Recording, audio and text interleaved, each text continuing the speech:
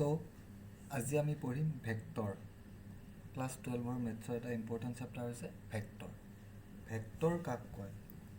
A physical quantity which have both magnitude and direction is called vector quantity যিবিলাক কোৱান্টিটিৰ তোমাৰ magnitude আৰু direction দুইটাই থাকে তাকে কোৱা হয় ভেক্টৰ ভেক্টৰ এটা লিখে কেনেকে এ বি এটা ভেক্টৰ ইয়াৰ ওপৰত এটা এৰো মাৰ্ক দিয়ে ইয়াক কোৱা হয় এটা vector notation next physical quantity vector বিলাক ধৰি লও ভেলোসিটি যাৰ ডাইৰেকশন আছে ফোৰ্স এটা এটা ভেক্টৰ কোৱান্টিটি ফোৰ্সৰ তোমাৰ ডাইৰেকশন আছে সো সেইবিলাক হৈছে ভেক্টৰ কোৱান্টিটি ইয়াত এ বি এটা ভেক্টৰ এৰো মাৰ্কটো থাকিলে ভেক্টৰ কোৱান্টিটি বুজায়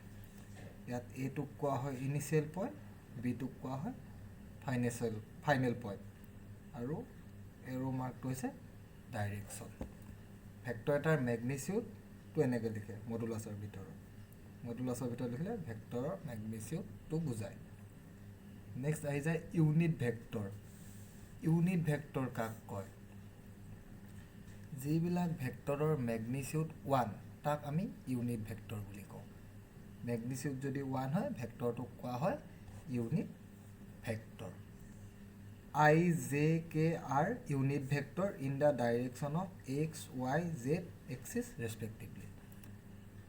আমি I, J আৰু K ইউনিট ভেক্টৰ বুলি কওঁ যাৰ direction x axis, y axis আৰু z axisৰ প্যাৰেলাল বা z axisৰ সেম ডাইৰেকশনত বুলি কওঁ ইউনিট ভেক্টৰটো সদায় কেপত লিখে I cap, J cap, K cap এনেকুৱাকৈ লিখে কেপ চিনটো দিয়ে সেইটোৱে ইউনিট ভেক্টৰ বুজায় এটা এক্সাম্পল দিছো এক্সাম্পলটো চোৱা ধৰি লও এ এটা ইউনিট ভেক্টৰ এ এটা ভেক্টৰ দিয়া আছে 2y 3j k এটো এটা ভেক্টৰ এটা 2y মানে x ডাইৰেকশনত 2 ইউনিট 3j মানে y ডাইৰেকশনত 3 ইউনিট k একো নাই মানে 1k 1 unit z direction z এক্সিসটো তোমাৰ এনেকৈ থাকিব প্লেনখনৰ পাৰপেন্ডিকুলাৰ হয় সদায় z এক্সিসটো সো z এক্সিসটো ইয়াৰ পাৰপেন্ডিকুলাৰ সো প্লেনটো ইয়াৰ আৰ পাৰ গুচি যাব সো হেতু কোৱা হয় k1 ইউনিট সো এটো হৈছে ইয়াৰ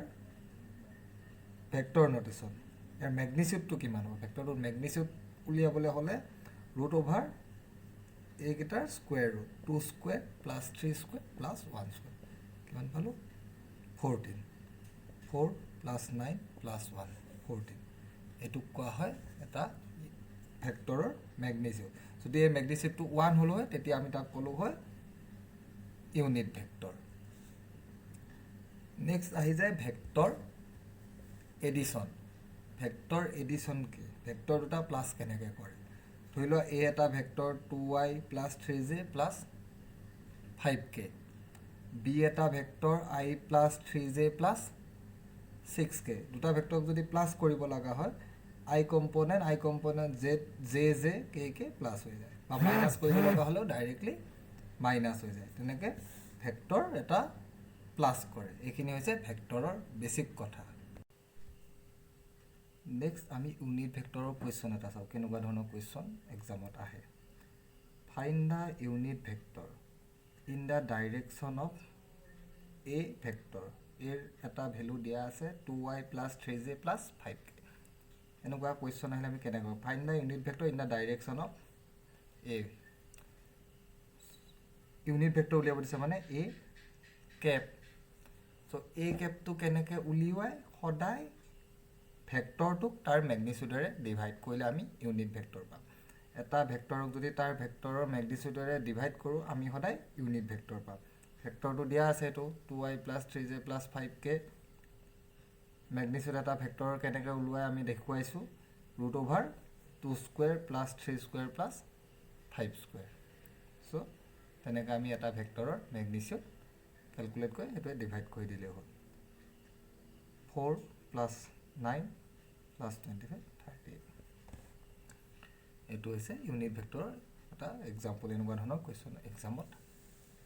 আহে নেক্সট আমি চাও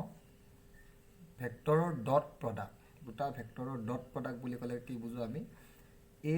ডট বি দুটা ভেক্টৰৰ ডট প্ৰডাক্টক কেনেকৈ কৰে এৰ মেগনিচিউড মাল্টিপ্লাইড বাই বিৰ মেগনিচিউড মাল্টিপ্লাইড বাই কছ থিটা থিটাটো কি হৈছে এ আৰু বি এইটো যদি এ ভেক্টৰ হয় এইটো যদি বি ভেক্টৰ হয় তাৰ মাজৰ এংগুলটো এইটো যদি থিটা হয় তাৰ কোসাইনটো আমি লওঁ কছ থিটা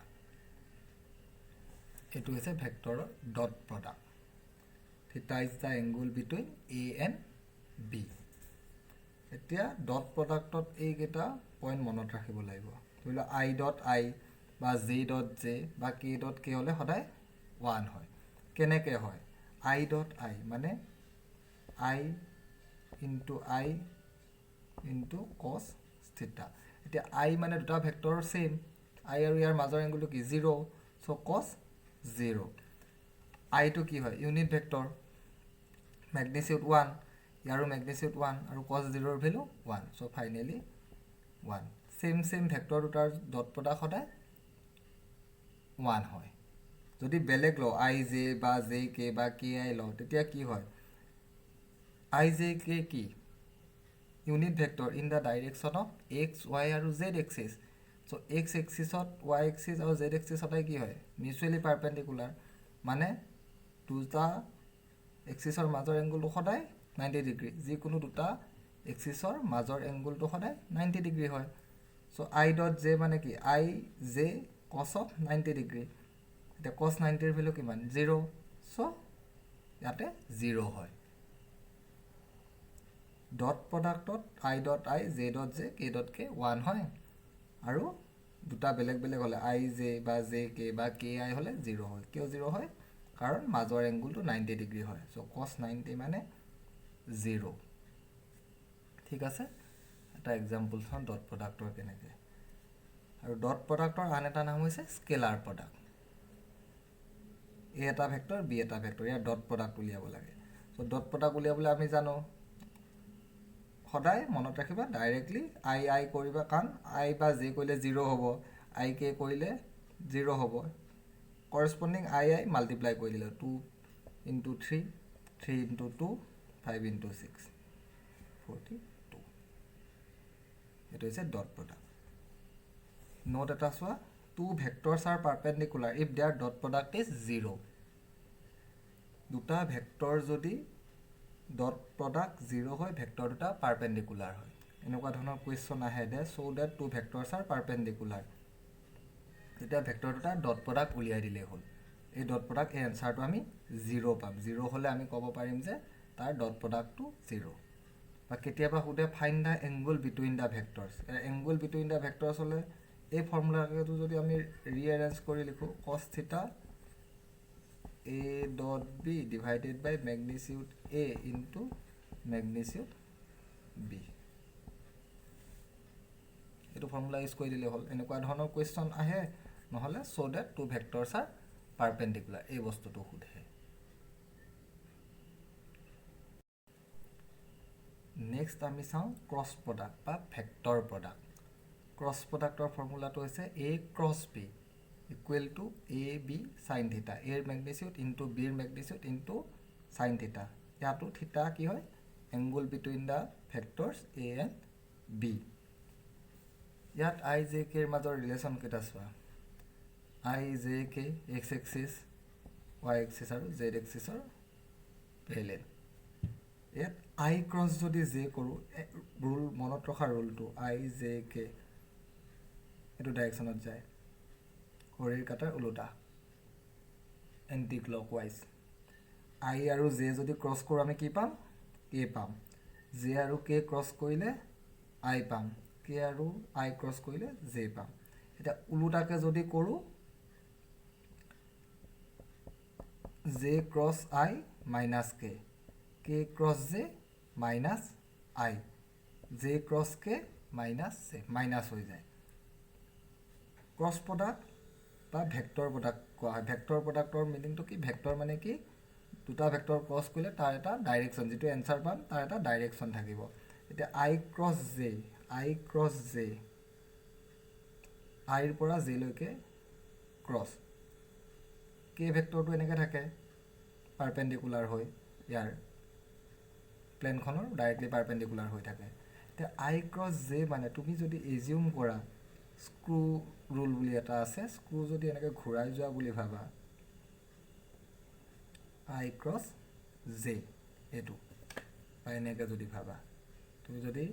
আইৰ পৰা জেলৈকে এনেকৈ মুঠা মাৰি লৈ ভাবা তোমাৰ থামটো কোনফালে থাকিব ওপৰ ফালে থাকিব